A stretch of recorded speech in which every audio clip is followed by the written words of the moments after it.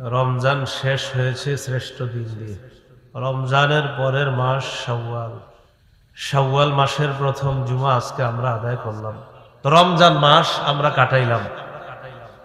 রমজান মাস আল্লাহ আমাদেরকে দান করেছেন আমল নামা জমা করার জন্য। অন্য মাসের চাইতে রমজানে আমল করার সুযোগ আল্লাহ বেশি দেয়।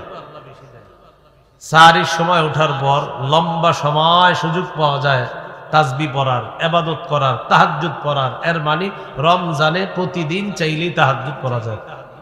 যেহেতু সাহারি খাইতে সবাই উঠি, তো রমজান মাসে আমরা প্রচুর আমল করেছি। এই আমল নামাগুলা যেন আমরা আল্লাহর কাছে গিয়ে সুন্দর সুন্দর আমলগুলাই যেন পাই, আর ওই আমল নামার মাধ্যমে যেন আমরা কিয়ামতের ময়দানে মুক্তি পেয়ে আমরা জান্নাত লাভ করি। রমজান পরবর্তী 9টা করণীয় আমরা মনে রাখবো। বলেন সবাই কয়টা? 9টা। 1 নাম্বার, যেই ভালো আমলগুলো করলাম এই আমলগুলো নষ্ট না করা।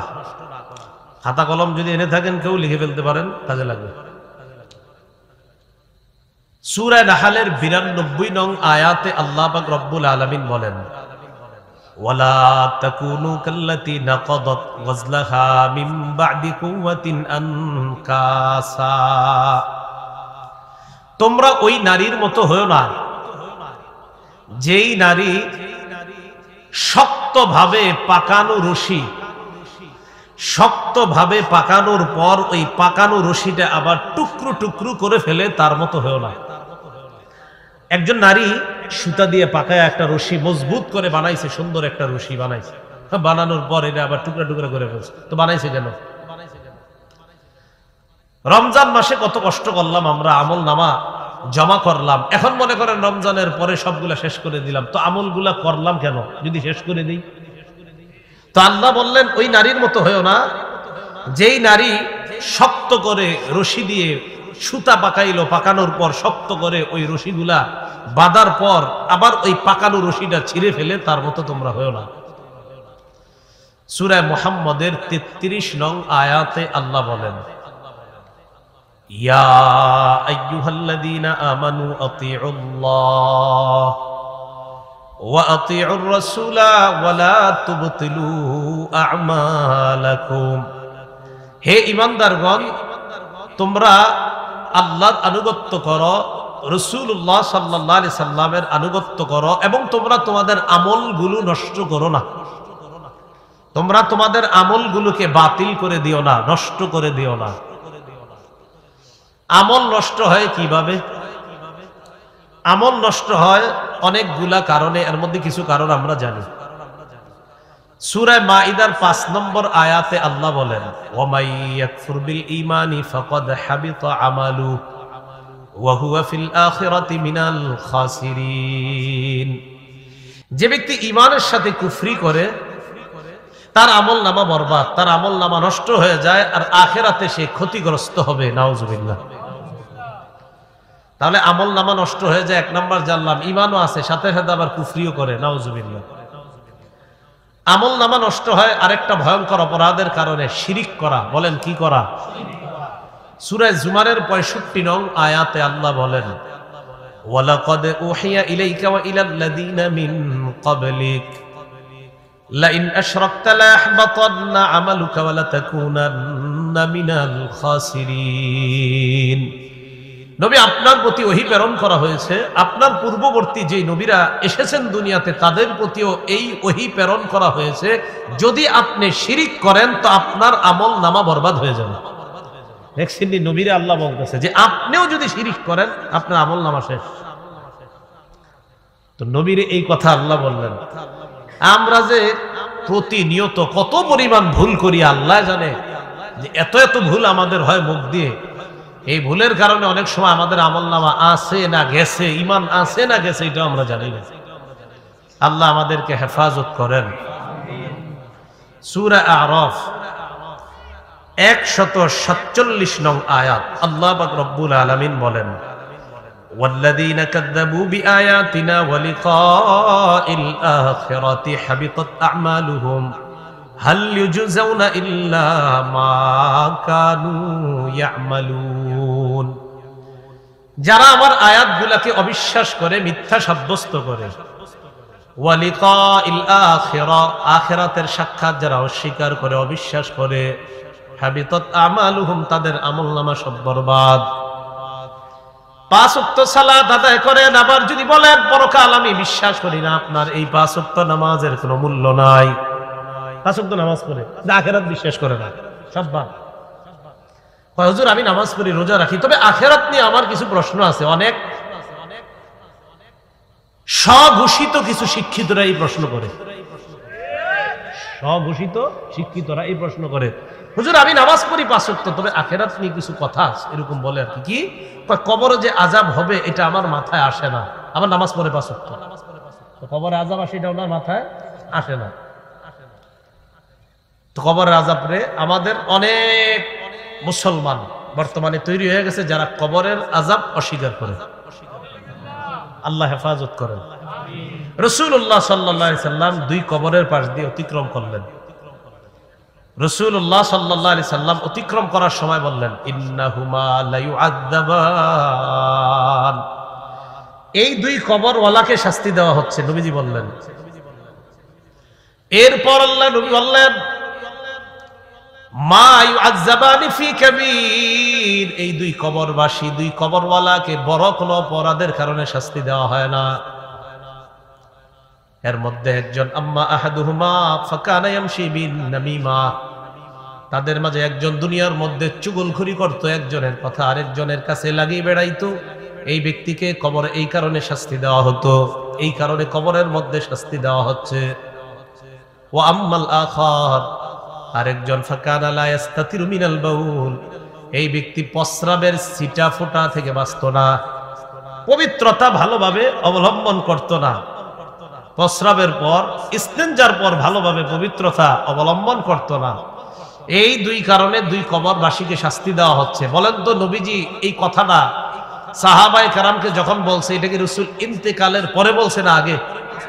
তো রাসূল দেখা বলতেছে এই 2 কবরে শাস্তি দেওয়া হচ্ছে, মানে রাসূল আল্লাহর পক্ষ থেকে জেনেছেন তাই বলে দিয়েছেন। কারণ নবীজি আল্লাহর পক্ষ থেকে না জানা ছাড়া নিজে কিছু বলে না, যেটা আল্লাহ কোরআনে বলে দিয়েছেন, ওয়া মা ইয়ানতিকু আনিল হাওয়া ইন হুয়া ইল্লা ওয়াহয়ু ইউহা, তিনি নিজের পক্ষ থেকে কিছু বলে না, তিনি যা বলেন এটা ওহী। সুবহানাল্লাহ। তো কবরের আযাব হয়নি? এখন একজনে বলল আমি 5 ওয়াক্ত নামাজ পড়ি কিন্তু কবরের আযাব বিশ্বাস করে না, তাহলে তো হলো না।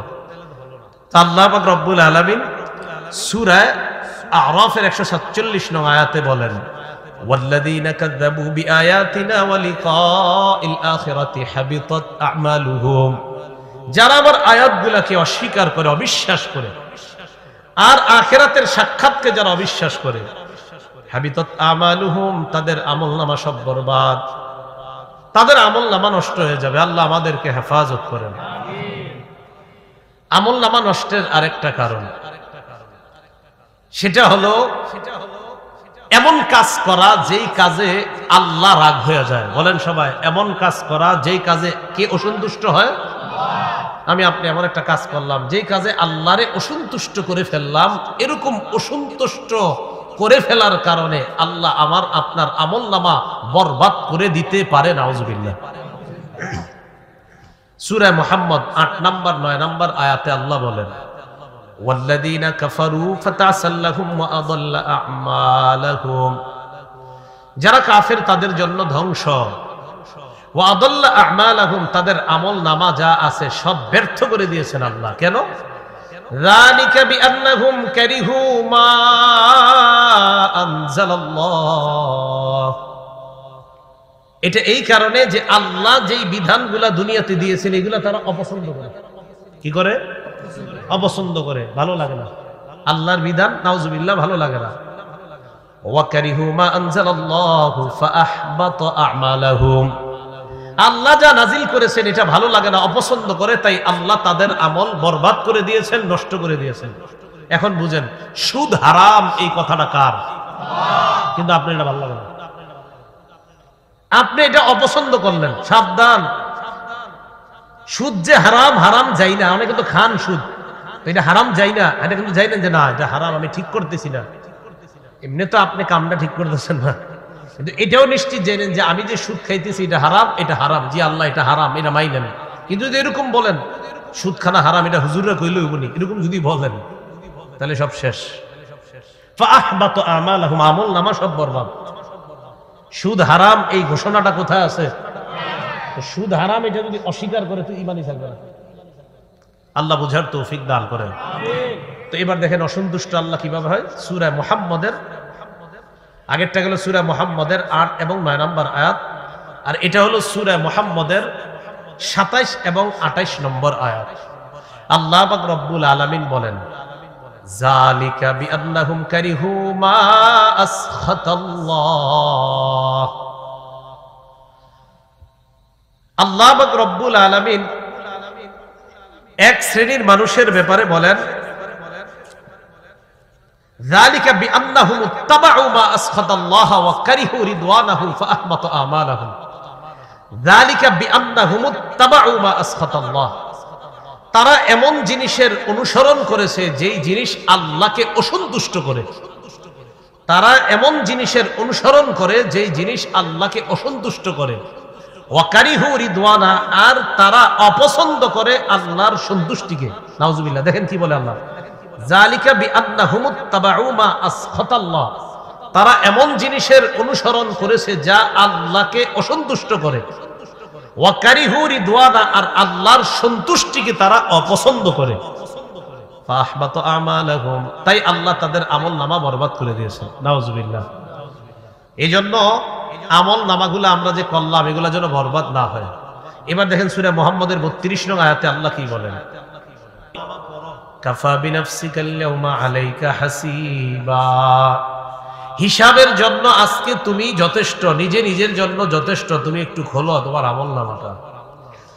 এই কথা বলার পর আল্লাহ বলবেন, মান ইহতাদা ফাইন্নামা ইয়াহতাদি লিনাফসি, আল্লাহ বলেন যে ব্যক্তি হেদায়েত প্রাপ্ত হয়েছে সে নিজের জন্যই হেদায়েত প্রাপ্ত। মানে হেদায়েত যদি কেউ পেয়ে যায়, কেউ যদি হেদায়েতের পথে চলে, এই হেদায়েতের উপকার লাভ ওই ব্যক্তি নিজের জন্যই করবে। হেদায়েতের লাভ, আমি যদি হেদায়েতের পথে চলি হেদায়েতের লাভ আমিই পাবো, এটা আমার জন্যই আল্লাহ পাক দান করবেন। তাহলে হেদায়েত কেউ পাইলে লাভ কার? অন্যের না নিজের? নিজের। ওয়ামান দাল্লা ফাইন্নামা ইয়াদিল্লু আলাইহা, আর যে ব্যক্তি পথভ্রষ্ট হবে, এই পথভ্রষ্ট হওয়ার যে ক্ষতিগুলো আছে সব ক্ষতি তার নিজেরই হবে। তাহলে হেদায়েতের যে লাভ এটাও তার, আর পথভ্রষ্ট হওয়ার যে ক্ষতি এটাও তার। আল্লাহ বলেন, ওয়ালা তাজিরু ওয়াজিরাতুন উযরা উখরা, কেউ কারো বোঝা সেদিন বহন করবে না। ওয়ামা কুন্না মুআযযিবিনা হাত্তা নাবআসা রাসূলা,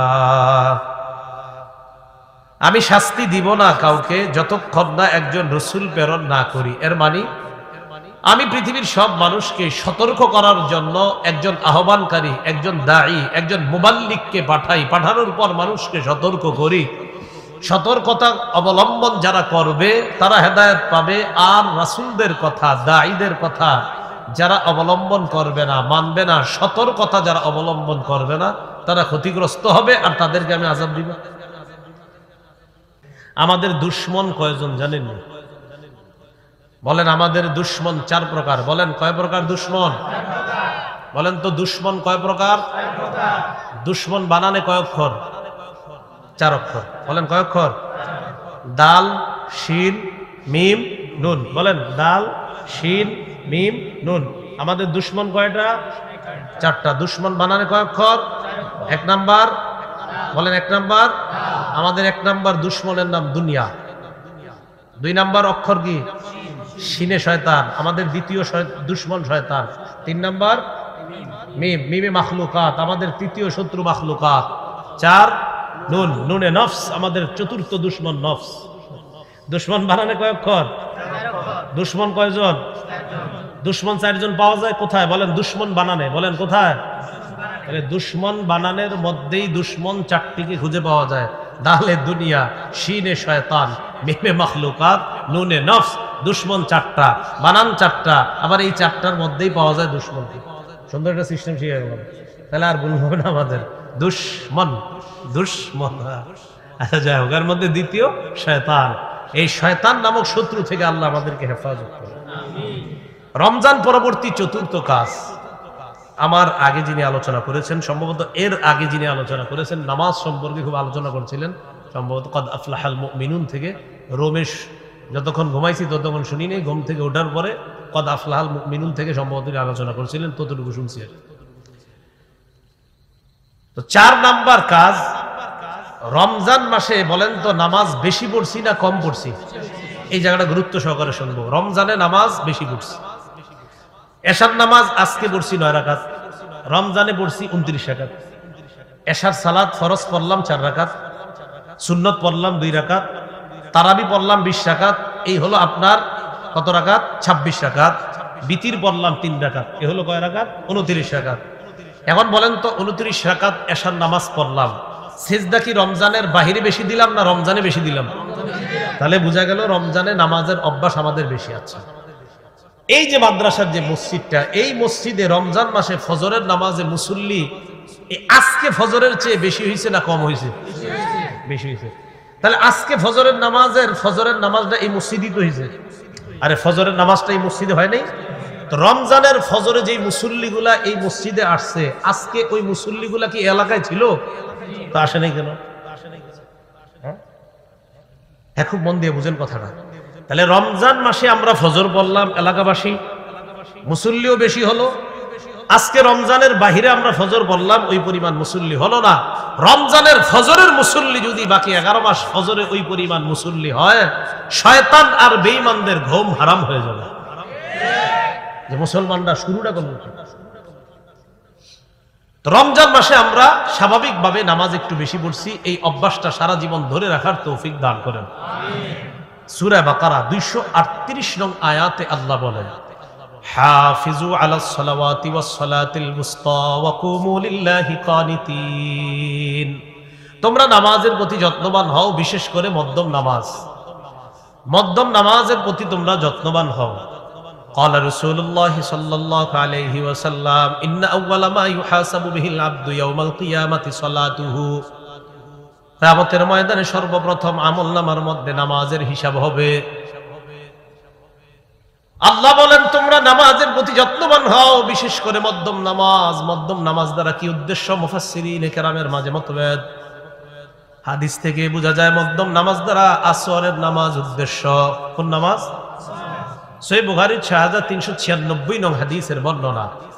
খন্দকের যুদ্ধের দিন রাসূলুল্লাহ সাল্লাল্লাহু আলাইহি সাল্লাম বলেন, মালা আল্লাহু কুবুরাহুম ওয়া বুয়ুতাহুম নারা শাগালুনা আন সালাতিল মুস্তা হাত্তা গাবাতিশ শামস। রাসূলুল্লাহ সাল্লাল্লাহু আলাইহি সাল্লাম বলেন, আল্লাহ তাদের কবরগুলো, আল্লাহ তাদের ঘরগুলোকে আগুন দ্বারা পরিপূর্ণ করুক, তারা আমাদেরকে মধ্যম নামাজ থেকে ব্যস্ত করে রেখেছে, যার কারণে আমরা মধ্যম নামাজটা টাইম মতো পড়তে পারি নাই। এমনকি সূর্য ডুবে গেছে। সূর্য ডুবে কোন নামাজের পর? আসরের নামাজ। বলেন সূর্য ডুবে কোন নামাজের পর? তার মানে মধ্যম নামাজ দ্বারা উদ্দেশ্য আসরের নামাজ। তো রাসূলুল্লাহ সাল্লাল্লাহু আলাইহি সাল্লাম বলেন, তাদের কবরগুলো, তাদের ঘরগুলোকে আল্লাহ আগুন দ্বারা পরিপূর্ণ করুক, তারা আমাদেরকে আসরের নামাজ সঠিক সময়ে যথাসময়ে পড়া থেকে ব্যস্ত করে রাখছে। তারা আমাদেরকে বিজি করে রাখার কারণে আমরা আসরটা সঠিকভাবে সময় মতো পড়তে পারি নাই। সূর্য ডুবে গেছে। তো সূর্য ডুবে কোন নামাজের পর? আসর। কথা হলো আসরের গুরুত্ব বেশি কেন? অনেকগুলা কারণ। আসরের নামাজের সময় জোহরের পরে খানা খায় অনেকে ঘুমায়, আর ওঠে না, উঠতে উঠতে অলসতা করে। আবার এক শ্রেণী বাজারে যায় বাজার করতে করতে ভুলে যায়। আরেক শ্রেণী খেলতে যাওয়ার কারণে আসর ভুলে যায়। এই জন্য হাদিসের কিতাবগুলোতে আপনারা তালাশ করলে দেখবেন ফজর, আসর আর এশার নামাজের গুরুত্ব অনেক বেশি দেওয়া হয়েছে। কোন নামাজ? ফজর, আসর, এশা। কেন? কারণ এই 3 নামাজে মানুষ বেশি অলসতা করে। ফজরেরটা আর কি বলবো, আমাদের শুধু এটা বইলা লাভই নেই। ফজর ঠিক না? ফজর কিন্তু আমাদের বিভিন্ন জায়গায় পড়া হয়। তো মাশাআল্লাহ অনেক সময় আমি এবং মুসল্লি আমরা 2-3 জনই থাকি এরকম। এটা কেন? অনেক সময় বিভিন্ন কারণে দেখা যায় বিভিন্ন মসজিদে ফজর পড়া হয়। গতকালকে ঝড় হয়েছে আপনার মাগরিবের সময়, 5টা মসজিদে কোনো মুসল্লি পাইনি। গতকাল মাগরিবের সময় আমি মসজিদে মাগরিব জামাতে পড়ার জন্য আমি নিজেই ড্রাইভ করতেছিলাম। তো যাইতে এক জায়গায় যাইতেছি, গাড়িতে একাই ছিলাম, একাই ড্রাইভ করতেছিলাম। তো যাইতেছি যে সামনে মসজিদে পড়বো, মুসল্লি নাই, পরেরটাই পড়বো, কেউ নাই, পরেরটাই পড়বো, কেউ নাই, পরেরটাই কেউ নাই। আরে ঘটনা কি নাই কেন? তো ঝড়ের কারণে কেউ আসতে পারে নাই, হয়তো বাড়িতে বলে নিয়েছে। অবশেষে শেষে গিয়ে এক জায়গায় পড়ছি, যাই হোক আলহামদুলিল্লাহ তাও পড়ছি এক মসজিদে। তো রাসূলুল্লাহ সাল্লাল্লাহু আলাইহি সাল্লাম আসরের গুরুত্ব বেশি দিয়েছেন। সহিহ বুখারীর 552 নং হাদিসের বর্ণনা, قال رسول الله صلى الله عليه وسلم الذي تفوته صلاة العصر فكأنما وتر أهله وماله। যে ব্যক্তির আসরের নামাজ ছুটে যায় কেমন যেন তার ধন সম্পদ সন্তান সন্ততি সব ধ্বংস হয়ে গেল। কোন নামাজ? তাহলে আপনার ধন সম্পদ একদিকে রাখেন, আসরের নামাজ আরেকদিকে। হুজুর একটু ব্যস্ত আছি, কেন? পরে নামাজটা পড়বো। আরে ভাই আসেন না, আরেকটু পরে আসতেছে। আরে আসেন না, আরেকটু পরে। এই আরেকটু করতে করতে সূর্য ডুবে যায়। আমাদের মা বোনরা রান্নার ব্যস্ততার কারণে ম্যাক্সিমাম আসরের নামাজে ঝামেলা যায়। আর একটু লবণ দেখে আসতেছি না, রান্না করে কার জন্য? স্বামীর জন্য, সন্তানের জন্যই তো। তো আপনি আসর না পড়লে তো আপনার স্বামী, সন্তান, সম্পদ সব ধ্বংস। রাসূল বললেন, আপনি কার জন্য কি করতেছেন? বলেন, রান্না আগে না নামাজ? আল্লাহ বুঝার তৌফিক দান করেন।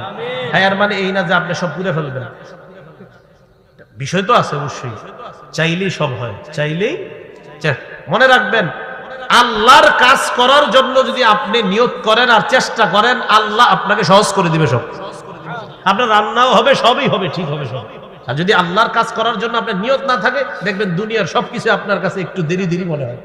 আর যদি আল্লাহর কাজ যথাসময়ে করতে চান, আল্লাহ সব সহজ করে দিবেন।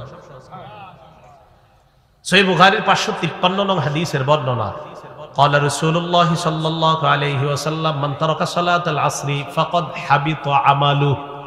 আল্লাহ নবী বলেন, যে ব্যক্তি আসরের নামাজ ছেড়ে দেয় তার আমলনামা কেমন যেন বরবাদ হয়ে গেল। তার আমলনামা বরবাদ হয়ে গেল যে আসরের নামাজ ছেড়ে দিল। রমজানে নামাজের এই অভ্যাস সারা জীবন ধরে রাখার তৌফিক দান করেন। 5 নম্বর কাজ, সত্যি করে বলবেন, রমজান মাসে কোরআন তেলাওয়াত অনেকে 1 খতম 2 খতম 3 খতম পড়ি, যারা পুরা বছরও কোরআন পড়ি না কিন্তু রমজানে পড়ে। পরে হুজুরের কাছে গিয়ে দোয়া চায়, হুজুর আমি 2 খতম কোরআন পড়ছি, একটু দোয়া করেন। সত্যি কথা না?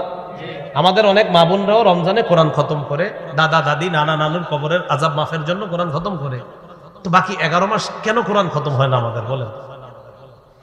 তো আপনাদের কাছে আমার 5ম আবদার হলো, রমজানে যে কোরআন পড়ার একটা অভ্যাস আমাদের তৈরি হয়েছিল, এই অভ্যাসটা সারা জীবন ধরে রাখা। সত্যি করে বলছি, আপনারা কোরআন প্রতিদিন একটু একটু হলেও পড়ার চেষ্টা করেন। মুষলধারে বৃষ্টির মতো রহমত আপনার ঘরে প্রবেশ করবে ইনশাআল্লাহ। আমি সহ সবাই নিয়ত করি ইনশাআল্লাহ প্রতিদিন একটু হলেও কোরআন পড়বো তো ইনশাআল্লাহ। আপনার দেখেন, নামাজে গেছেন, জোহরের নামাজে গেলেন, মাগরিবে গেলেন, তো কথার কথা মাগরিবের নামাজে যাওয়ার পরে দেখতেছেন আজান দেওয়ার এখনো 10 মিনিট 15 মিনিট 20 মিনিট বাকি। আর আমাদের গ্রামগঞ্জের মসজিদগুলোতে দেখবেন মাগরিবের অনেক আগেই মুসল্লিরা চলে আসে। তো আপনি মাগরিবের 10-15 মিনিট আগে মসজিদে গিয়ে বসে রয়েছেন। তো যেহেতু বসেই রয়েছেন, একটু খোলেন না কোরআন। 10 মিনিট বসে আছেন, একটু কোরআন খোলেন। 10 মিনিটে আপনি একটা পৃষ্ঠা পড়েন না, শুদ্ধ করে 1টা 2টা পৃষ্ঠা পড়েন। যদি বলেন হুজুর আমি তো অন্যগুলো একটু শুদ্ধ কম হয়, তো ফালাক নাস এগুলো তো একটু শুদ্ধ আছে, তো কোরআনটা একটু খোলেন। আমি কেন কোরআন খুলতে বলতেছি? কোরআন খুলে যদি প্রতিদিন পড়েন, এই কোরআনের সাথে আপনার আজীব একটা মহব্বত সৃষ্টি হবে। বিশ্বাস করেন, আপনারা শুরু করেন আজকে থেকে, প্রতিদিন একটু একটু কোরআন পড়েন। আজকে পড়েন, কালকে পড়েন, 1-2 মাস পড়েন। আপনি 2 মাস পরে হঠাৎ একদিন কোরআন যদি দেখা না পড়েন, এই হুজুরদেরকে এসে বলবেন, হুজুর খুব খারাপ লাগতেছে। কেন? গত 2 মাসের একদিনও আমার কোরআনের সাথে মোহাব্বত ছুটেছে এমন হয় নাই, আজকে হঠাৎ আমি কোরআন খুলতে পারি নাই, খুব খারাপ লাগতেছে। হ্যাঁ, বোঝা গেল কোরআনের প্রতি আপনার মোহাব্বত তৈরি হয়ে গেছে। তাহলে রমজানে আমরা কোরআন পড়ার অভ্যাসটা হয়েছে আমাদের, এটা আমরা সারা জীবন ধরে রাখবো। আল্লাহ তৌফিক দান করেন। কোরআন পরিত্যাগ করব না। সূরা ফুরকানের 30 নং আয়াতে আল্লাহ বলেন, وقال الرسول يا رب إن قوم اتخذوا هذا القرآن مهجورا। কিয়ামতের ময়দানে রাসূলুল্লাহ সাল্লাল্লাহু আলাইহি সাল্লাম বলবেন, হে আমার রব, আমার সম্প্রদায় কোরআন পরিত্যাগ করেছে। আমাদের অনেক ঘরের মধ্যে এখন কোরআনের এমন অবস্থা, না পড়তে পড়তে এক পর্যায়ে কোরআন মসজিদে এসে কয়, হুজুর কোরআনটা রাখেন, ঘরে একটু পুরাতন হয়ে গেছে। আচ্ছা, তাও ভালো যে মসজিদে দিছে, যদি ভালাই দিত। আল্লাহ হেফাজত করছে। ভাই, কোরআনটা ঘরে রেখে দিয়েন না, ডেলি পড়েন, সবাই পড়েন, আপনিও পড়েন, আপনার ছেলেরও পড়তে বললেন, আপনার মেয়েকেও পড়তে বলেন। কলেজ ইউনিভার্সিটি স্কুলের ছাত্র যারা আছেন এখানে, আর ঘরে যে মেয়েরা আমার কথা শুনতেছেন আপনাদেরকে আমি বলি, সকাল ফজরের পরে আপনারা দেখি অনেকে সাইকেল নিয়ে কোচিং এ চলে যান। আপনাদের হাতে পায়ে ধরি বলি, একটু কোরআনটা খুলেন, আপনার প্রতিদিনের টার্গেট, জীবনের লক্ষ্য থাকবে ফজরের পর আমার প্রথম কাজ একটু হলেও কোরআন পড়া, এরপর আমার কোচিং সেন্টার, ডাক্তারি আর যত বিদ্যা আছে পরে, আগে কোরআন। ঠিক আছে তো ইনশাআল্লাহ? জেনারেল স্টুডেন্ট যারা আছেন প্রতিদিন কোরআন পড়েন, দেখবেন ওই লাইনেও আল্লাহ আপনারে বড় করে দিবে ইনশাআল্লাহ। আল্লাহ তৌফিক দান করেন। 6 নাম্বার, রমজান মাসে জিকির একটু বেশি করছি আমরা। সুবহানাল্লাহ বেশি বলছি, আল্লাহু আকবার বেশি বলছি। 20 রাকাত তারাবিতে আল্লাহু আকবার কতবার বলছি আমরা? তার মানে বোঝা গেল রমজানে আল্লাহর নাম অন্য মাসের চেয়ে বেশি নিছি। এই আল্লাহর নাম যে রমজানে বেশি নিছি, এই অভ্যাসটা সারা জীবন ধরে রাখবো ইনশাআল্লাহ। ঠিক আছে না? জিকির করা। সূরা বাকারা আল্লাহ বলেন, ফাযকুরুনি আযকুরকুম ওয়াশকুরুলি ওয়ালা তাকফুরুন। আল্লাহ পাক রব্বুল আলামিন সূরা বাকারার 152 নং আয়াতে বলেন, তোমরা আমাকে স্মরণ করো, আমি তোমাদেরকে স্মরণ করব। আচ্ছা, কথাটা একটু সুন্দর করে বুঝেন তো। আমাদের রব আমাদেরকে বলতেছে, বান্দারা তোমরা যদি আমি আল্লাহকে স্মরণ করো, আমি তোমাদেরকে স্মরণ করব। তো এর চেয়ে বড় আর ঘোষণা আপনারা কি চান? হাদিসে কুদসির মধ্যে আল্লাহ বলেন, আমার বান্দা যদি যাকারানি ফি নাফসিহি, আমার কোন বান্দা যদি আমাকে মনে মনে স্মরণ করে, আমি আল্লাহ তারে মনে মনে স্মরণ করি। বালিশে মাথা লাগায় রাখছেন, স্মরণ করতেছেন যে আমার রব আমারে 2টা চোখ দিছে, কত দামি 2 চোখ, আমার রব আমারে 2টা হাত দিছে। এই যে কাউরে কিন্তু বলতেছেন না, বালিশে মাথা রাখিয়া এমনি আপনি ভাবতেছেন, আল্লাহ আপনার স্মরণ করতেছে। এরপরে আল্লাহ বলেন, ওয়া ইন মালাআনি ফি ওয়া ইন যাকারানি ফি মালাইন, আমার কোন বান্দা যদি আমাকে কোন মজলিসে স্মরণ করে, এখানে বসে আপনারা সুবহানাল্লাহ বলছেন না অনেকবার, এই যে আপনারা যতবার সুবহানাল্লাহ বলছেন, আল্লাহ পাক রব্বুল আলামিন বলেন, যাকারতুহু ফি মালাইন খায়রিম মিনহুম, আমি তাদেরকে, আমার ওই বান্দাকে, আমার ওই বান্দীদেরকে এর চেয়ে উত্তম মজলিসে স্মরণ করি। এই মজলিসে আমরা, এই যে আবার সুবহানাল্লাহ বলছেন, আল্লাহর সাথে সাথে আমাদের চেয়ে দামি মজলিসে আমার আপনার আলোচনা করি। তো রমজানে আমরা আল্লাহর স্মরণ একটু বেশি করছি, তাহলে এই একটু বেশি স্মরণ কি শুধু রমজানে না সারা জীবন? আল্লাহ কথাগুলো বুঝার তৌফিক দান করেন। রমজান পরবর্তী 7 নাম্বার কাজ, গুরুত্বপূর্ণ কাজ, কোন আল্লাহ ওয়ালাদের সংস্রবে সপ্তাহে একদিন চেষ্টা করবেন যাওয়ার। সপ্তাহে একদিন হলেও, আর কি বেশি পারলে বেশি, সপ্তাহে অন্তত একদিন হলেও চেষ্টা করবেন কোন আল্লাহ ওয়ালার সোহবত নেওয়া, কোন আল্লাহ ওয়ালার সান্নিধ্যে গিয়ে কাটানোর চেষ্টা করা। বলতে পারেন এটার ফায়দা কি? এটার ফায়দা আপনাদেরকে আমি বলে বুঝাতে পারবো না, এটা তারাই বুঝবেন যারা সেখানে বসবেন, কিছুদিন পরে নিজেই উপলব্ধি করতে পারবেন। বলেন চার্জ, বলেন তো সবাই চার্জ। সেখানে 1 সপ্তাহে একবার যাবেন আর নিজেকে চার্জ দিয়ে আসবেন, চার্জ। সূরা তাওবার 119 নং আয়াতে আল্লাহ বলেন, ইয়া আইয়ুহাল্লাযীনা আমানুত্তাকুল্লাহা ওয়া কুনু মা'আস সাদিকিন, হে ঈমানদারগণ তোমরা আল্লাহকে ভয় করো, সত্যবাদীদের সাথে থাকো। আচ্ছা, আল্লাহকে ভয় করো পরে সত্যবাদীদের সাথে থাকো, এটা আল্লাহ কেন বললেন? মানে তাকওয়া অবলম্বন করার জন্য, তাকওয়া শিখার জন্য, তাকওয়া জানার জন্য আল্লাহ ওয়ালাদের কাছে যাওয়া দরকার। আল্লাহ ওয়ালাদের কাছে যত বেশি যাবে, সে তত বেশি তাকওয়া শিখে মুত্তাকি হতে পারবে। তাহলে আমরা কি একটু ওয়াদা করতে পারি ইনশাআল্লাহ? এই এলাকার অনেক মসজিদের মধ্যে মাশাআল্লাহ সাপ্তাহিক মজলিস হয়, হালকা হয়, জিকির হয়, আলোচনা হয়, বিভিন্ন মাদ্রাসায় ধর্মীয় আলোচনা হয়। আমি যেখানে আসছি, এটা এই পাশে যেখানে বসাইছে আমাকে, এটাও একটা মাদ্রাসা। এই মাদ্রাসা মসজিদকে কেন্দ্র করেও সাপ্তাহিক কোনো মজলিস হতে পারে। এই নামা যাকে দিয়েছি তাকে আনন্দময় বসবাসের একটা জীবন দান করবে। কোথায়? ফি জান্নাতিন আলিয়া, উঁচু জান্নাত। জান্নাতের অনেক বিবরণ আল্লাহ এখানে দিয়েছেন, যাই হোক।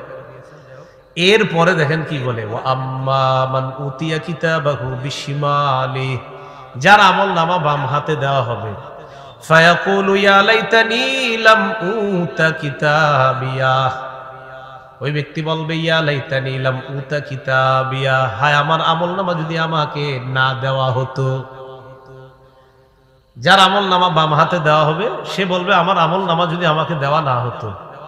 ওয়ালাম আদরি মা হিসাবিয়া, আমি যদি আমার হিসাব না জানতাম ভালো হইতো। আমি যদি আমার হিসাবটা না জানতাম কত ভালো হইতো। তাহলে দেখেন ডান হাতে আমল নামা যার দেওয়া হবে সে অন্যদেরকে চাইবে পড়াইতে যে আমার আমল নামাটা বড়, আর যার বাম হাতে আমল নামা দেওয়া হবে সে বলবে আমার হিসাব যদি আমি না জানতাম, আমার আমল নামা যদি আমাকে দেওয়া না হইতো। আল্লাহ আমাদের সকলকে ডানপন্থী তথা জান্নাতি হওয়ার তৌফিক দান করুন। তো বলছিলাম রমজান মাস আল্লাহ আমাদেরকে দিলেন আমল নামা জমা করার জন্য। এই জন্য খুব মনোযোগ সহকারে শুনবো। রমজানে যে আমল করলাম এই আমলগুলা নষ্ট না করা, বলেন সবাই আমলগুলা নষ্ট না করা।